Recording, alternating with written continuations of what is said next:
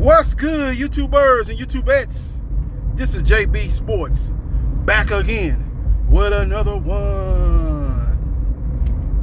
Ryan Garcia, aka King Ryan, social media superstar, part-time boxer, will make his long-awaited return to the square circle when he takes on top contender in the lightweight division, Emanuel Tagoe, Ghana's own Emanuel Tagoe. Now, Ghana has a rich tradition of fighters that came out of that country. You want to talk about Azuma Nelson, aka the Professor, Ike Quartet.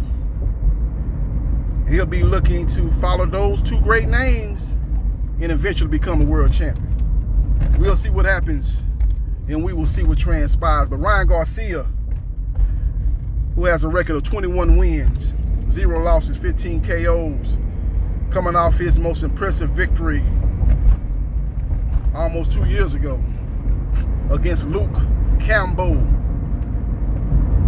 aka Chicken Soup Campbell, in a fight that took place in Dallas, Texas, American Airlines Arena. Now, this venue for this fight gonna be the Alamo Dome. Now, this is a football stadium. It holds roughly 60,000 seats. Now, when Canelo Alvarez fought Austin Trout, that was a fight that took place at 154 pounds. That was a unification fight. Austin Trout had just came out for a career best win against Miguel Cotto. And that stadium was more than 75% full. So it had at least 45,000 or more fans in attendance for that fight. So it's going to be very interesting to see what type of crowd Ryan Garcia draws. Ryan Garcia said right after the Luke Campbell fight that the reason why he did not sell out that fight because of COVID-19. So COVID-19 is in our rearview mirror right now. Not to say that we have eradicated the disease 100%, but pretty much for the most part, we've gone back to a normal way of living. So we will see what happens, and we will see what transpires. Ryan Garcia is a guy that has a great left hook to the body. That's his greatest asset. His weakest asset is his jab. And that, by the way, is Tagoe's strength. He has a great jab, does a good job of double up on his jab out of the orthodox stance. He has a great right hand, straight right hand, looping right hand. He tends to use the looping right hand when he has his opponent in trouble. Tagoe's a good fighter. I heard Eddie Hearn come out here yesterday saying that Tagoe was a tune-up. Nah, Tagoe ain't no tune-up. The guy that you push in the fight, Ryan Garcia, next is a tune-up, that being Max Hughes. That's a tune-up. You put Tagoe in there with Max Hughes, I take Tagoe every day and twice on Sunday, Eddie Hearn. With all that being said, Ryan Garcia needs to establish the jab in this fight because he might be able to win this fight without the jab, but when you're talking about the best of the best, the creme de la creme, the Devin Haney's of the world, the George Cambosos of the world, the Javante Davises of the world, the Teofimo Lopez of the world, the Shakur Stevensons of the world, you're going to have that jab. You're going to have to have the jab. You got to have the jab. What gave Floyd Mayweather his most problem? The jab. Why Oscar De La Hoya stopped using the jab in the fight with Floyd Mayweather Jr.? That's got to be the question he got to ask himself when he had them restless nights sleeping, thinking about what would have been his greatest win, defeating TBE, who was not TBE at the time. He was a guy that was trying to get the throne from Oscar De La Hoya. And Oscar De La Hoya did a good job in the first half of that fight using the jab. But in the second half of the fight, I think it was because of fatigue, he stopped using the jab. And that's what Ryan Garcia is going to have to establish. There's a lot of people comparing him to Oscar De La Hoya, saying he's Oscar De La Hoya 2.0, but the difference between those two fighters is Oscar De La Hoya had a great jab. And that's what Ryan Garcia is going to have to develop, and that's what he needs to be working on. Now, Tagoe has a good jab. He doubles up on his jab. He does a good job of making you miss and then making you pay, a good counter puncher. This guy's a very flashy fighter. I think he's going to surprise a lot of people Saturday night in the Alamo Dome. A lot of people ain't seen him fight before. He's had some of his fights over there in Ghana. His best win actually was here in the U.S. against Mason Menard. He won a majority decision. I thought he should have won a clear decision, but he was able to, for the most part, keep Mason Menard at bay. Mason Menard tried to close distance, get him up on the ropes, bully him up on the ropes, and work the body. But again, Tagoe has very good defense, very good defense. He's got defense out of that Floyd Mayweather defense, that Philly shell defense. He does a good job of getting skinny. You know, bringing his hands down, getting skinny, and basically making you whiff on your punches. Or if you do connect on punches, you're not connecting flush. But he has a great Philly defense, great head movement. Just a good fighter, a real flashy fighter. But the problem with Tagoe is I don't think he has the power to get or gain Ryan Garcia's respect. If he does, then we're looking at a good fight. We're looking at a 50-50 fight, but I don't think he has the power. I think Ryan Garcia, who has shown to be chinny. Look at Luke Campbell fight. Luke Campbell wasn't known as a puncher going into that fight. He dropped Ryan Garcia. What was it? The second round? Ryan Garcia was hurt too. It wasn't no flash knockdown. It was a solid knockdown. I ain't saying he was hurt like he got up there doing a stinking leg like Zab Judah in the Costa Zoo fight, but he was hurt. And we talking about Luke Campbell. We talking about Luke Campbell, y'all. We talking about chicken soup Campbell. That's what we talking about. You know, so that fight took place in Dallas, Texas, in front of around 7,000 fans. Now people was asking Ryan Garcia, look here, you're a social media superstar, but you're not a boxing attraction.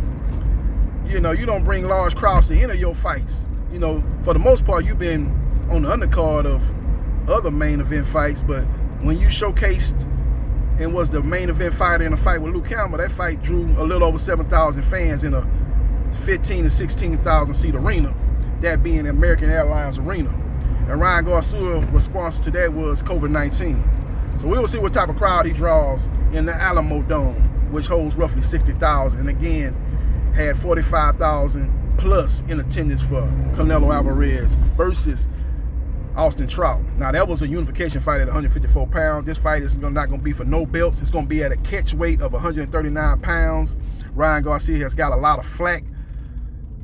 A lot of people saying that he's not a disciplined fighter. That's why the fight had to be moved up to 139 pounds. But my response to that is, if it's not for a belt, why would you want it to be at 135 pounds? Make sure both fighters come in at their best.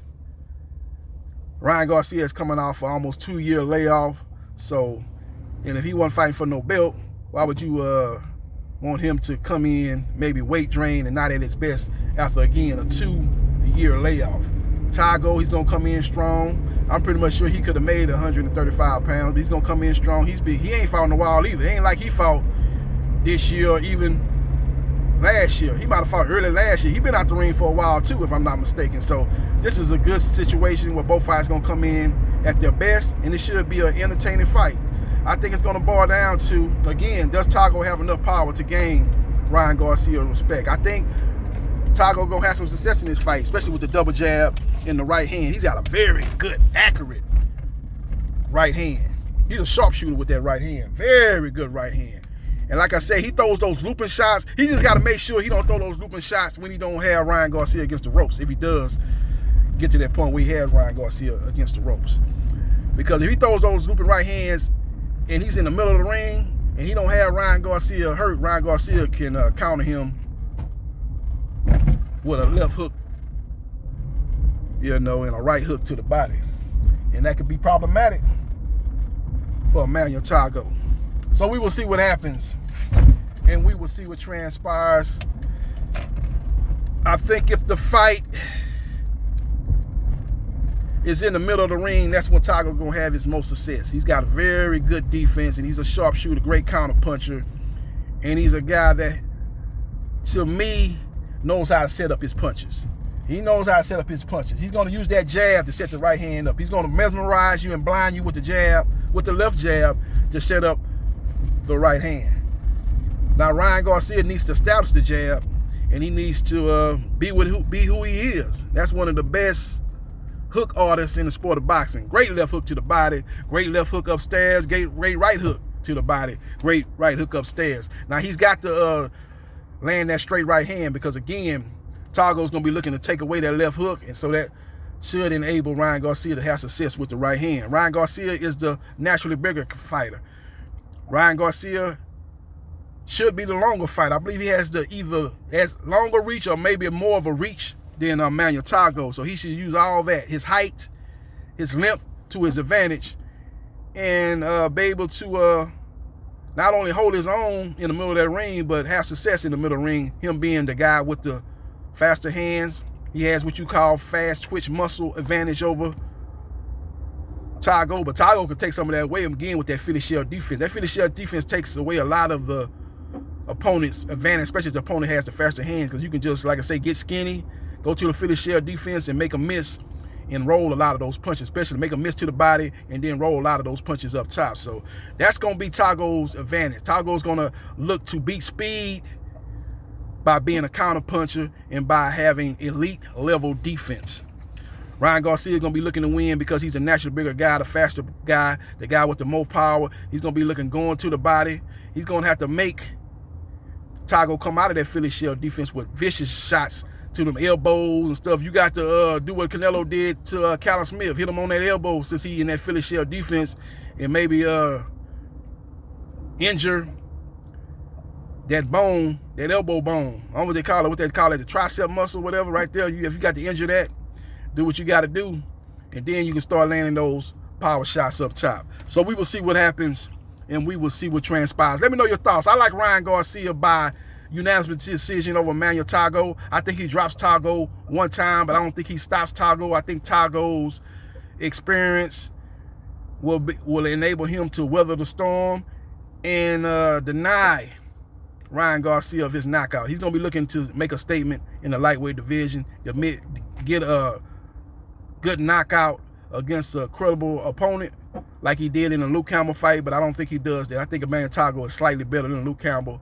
and I think he's able to survive and make it a very competitive fight, but I think he comes up short. I look for the fight to be like 8 rounds to 4 for Ryan Garcia with the knockdown. I look for the score to be 116-111 in favor of Ryan Garcia, which will set the stage for him to take on UK's own Max Hughes if Eddie Hearn gets his way. Hopefully that won't be the next fight, because hopefully Ryan Garcia get in there with one of the 4 kings.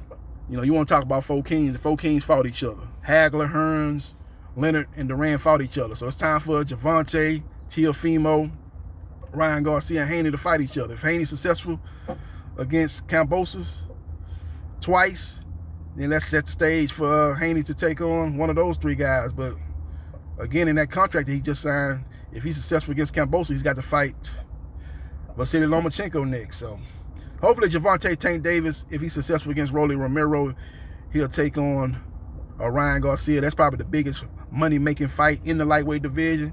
Hopefully Oscar De La Hoya and the PBC can come together. I have my doubts about this, simply for the fact that we just seen that Jaime Munguia and Jamal Charlo fell by the wayside due to the political divisions in the sport of boxing. So a fight of this magnitude is a bigger earning type of fight, but still, we're still looking at the same obstacles in the way that was in the way and ultimately to the demise of Jamal Charlo versus Jaime Munguia. Let me know your thoughts on who you like in this particular matchup. If you think it's going to be a stoppage, let me know what round you think the fight ends in. Follow me on Twitter, JBsports3303. Like, share, and subscribe to JB Sports. The man, the myth, the legend, and I holla.